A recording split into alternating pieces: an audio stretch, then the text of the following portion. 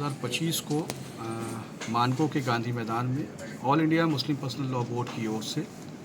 तहफ़्फ़ुज़ औक़ाफ़ conference का आयोजन किया जा रहा है पर्सनल लॉ बोर्ड के बैनर तले। और इसमें इस आम सभा में बोर्ड के अध्यक्ष श्री खालिद सैफुल्लाह रहमानी साहब, बोर्ड के महासचिव हज़रत मौलाना फज़लुर रहीम मुजद्दिदी साहब और साथ ही साथ जेपीसी के सदस्य सांसद इमरान मसूद साहब, मौलाना मुहिबुल्लाह नदवी साहब, कल्याण बनर्जी साहब, टीएमसी सांसद वो उपस्थित होंगे। और इस मंच से हम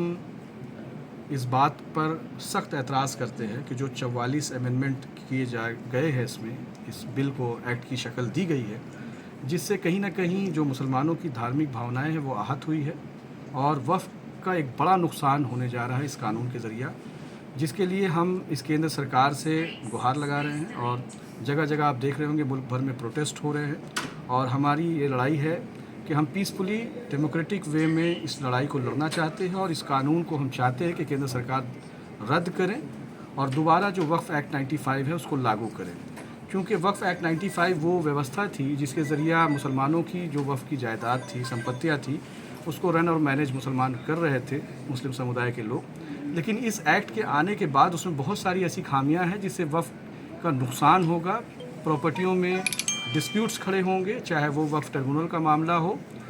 वक्फ़ बाय यूज़र का मामला हो, जो मेजर चेंजेस उसमें किए गए हैं, और 2 सदस्य जो दूसरी कम्युनिटी से रखने के बाद आई है, जो कि बहुत ऑब्जेक्शनेबल है। तो इन तमाम चीज़ों को लेकर उस सभा से आम जनता को अवगत कराया जाएगा और हम केंद्र सरकार को एक मेमोरेंडम वाया गवर्नर हम देंगे, जिसमें हमारी ये मांग होगी कि इस कानून को जल्द से जल्द वापस लिया जाए। इसमें मुस्लिम समुदाय की तरफ से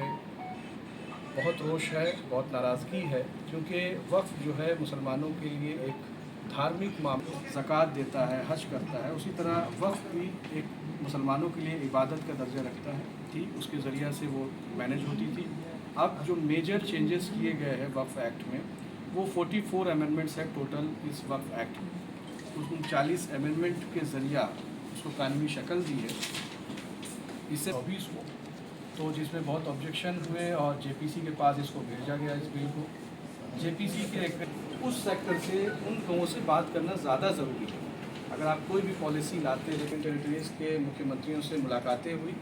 जिसमें हम लोग कई जगह शामिल भी रहे हैं। हम लोगों ने झारखंड के सीएम से भी मुलाकात की, नीतीश कुमार से भी मुलाकात, तमाम मेंबर्स के पास भी डेलीगेट गया बोर्ड का, और ये बताया गया कि वक्फ़ की जो जायदाद है, वक्फ़ एक्चुअल है क्या। वक्फ़ मुसलमान अपनी स्वेच्छा से अपनी प्रॉपर्टी को ईश्वर को दान जब कर